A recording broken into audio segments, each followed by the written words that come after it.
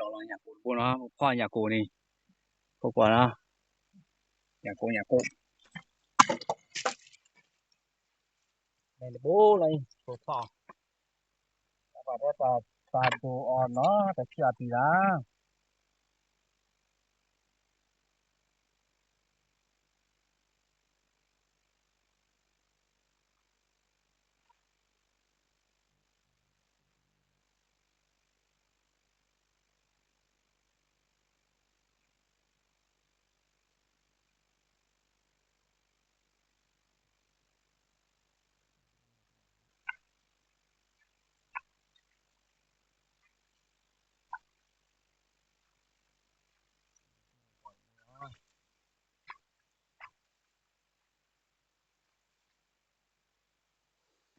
còn là sinh nhật kiểu đó bên đó là gì đó là gì này đó là nhà phố William à cô quả là sinh nhật cô phao làนี่บora cô phao vậy bora cô quả là sinh nhật là đó tận nem mua đồ tận nem mua đồ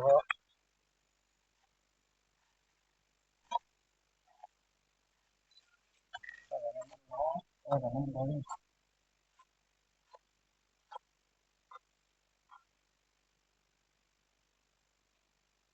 là bò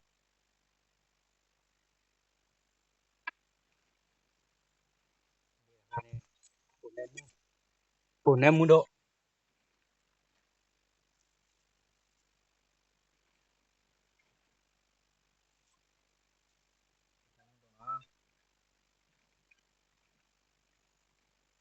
pesa pebu phao đi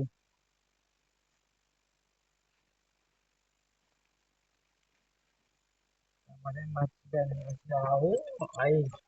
tận nem mua net ta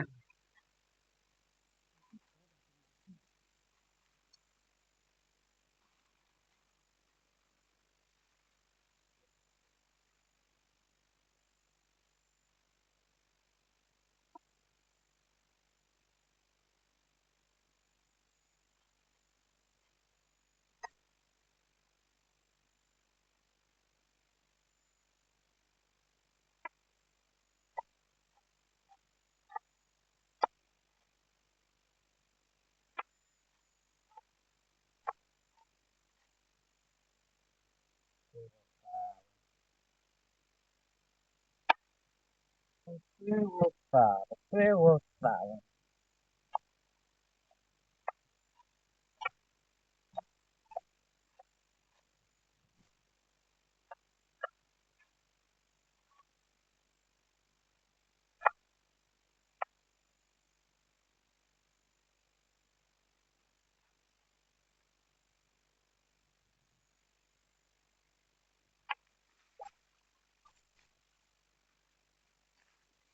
cô quả sinh nhật chụp ra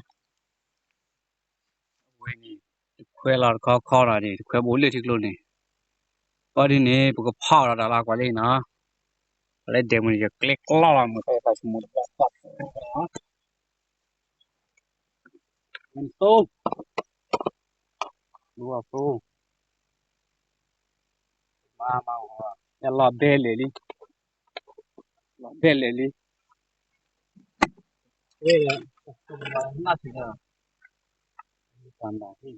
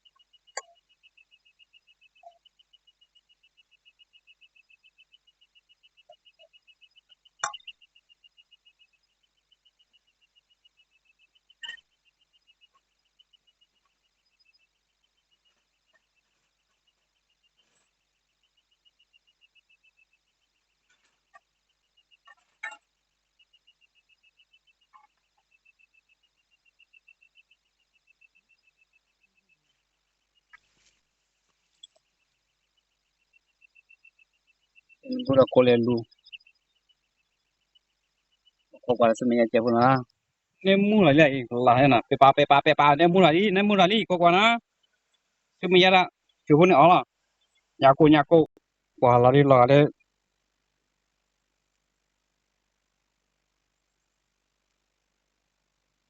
ba gọi rồi mà bé thì nhau là bé lem gọi cho mình thuli quên rồi này mình thuli mình khuyên là chỗ này khi này bé đi ok có quả sự mình là có mấy vui mà có mà phải bỏ cái mỏ nó quả có đứa bữa mình nêu này lên chiếc luôn này chiếc luôn này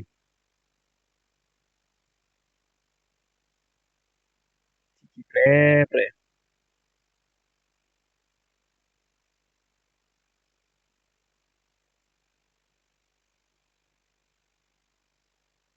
uy này nha bạn mẹ là có là nó mình chúa có là có là nó kiểu là này quy yêu đi mà và tiểu là tiểu muốn nó mà lắm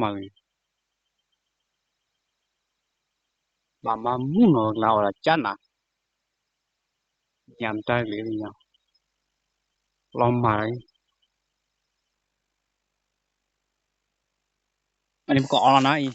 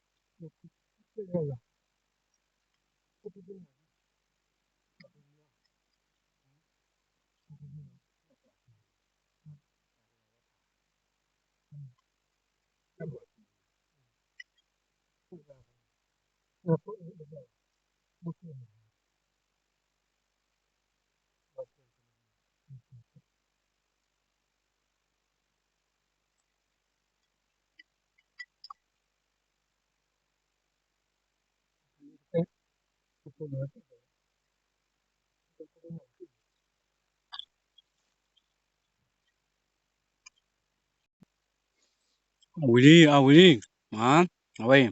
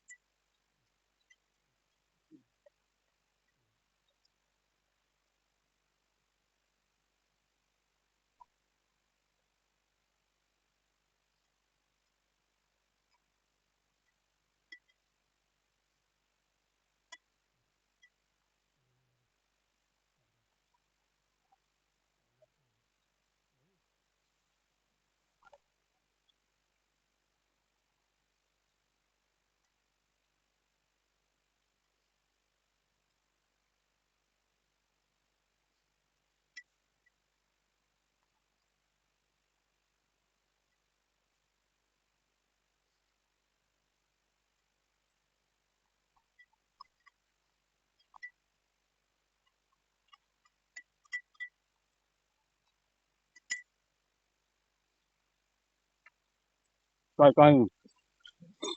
cái bữa nữa rồi đã bị đạp phụ ra rồi chụp ra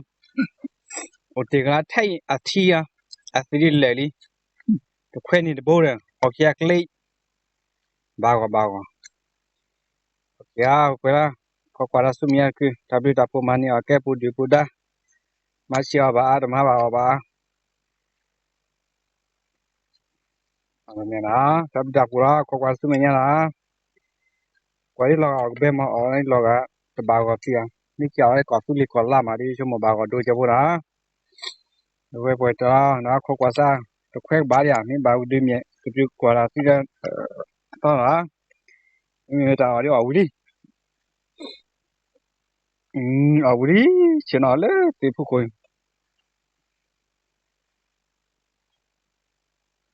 มีเลยที่ผู้คนโอเคไปละบาย